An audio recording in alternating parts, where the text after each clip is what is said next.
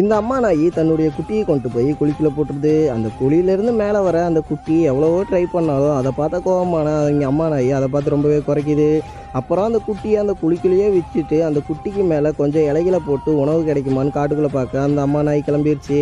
அப்போ பார்த்தீங்கன்னா 2 ஹாட் டாக்ஸும் அந்த அம்மா நாய் கண்ணில் படும். அப்போ பார்த்தீங்கன்னா அந்த ஹாட் டாக்ஸுக்கு ட்ராப் வச்சுருக்கிறத அந்த நாயும் புரிஞ்சிக்குது. சுற்றி முற்றி யாராவது இருக்காங்களான்னு நல்லா அந்த அம்மா நாய் பார்த்ததுக்கப்புறம் ஒரு சின்ன கட்டையை எடுத்துகிட்டு வந்து அந்த ட்ராப் மேலேயே போட்டுரும்.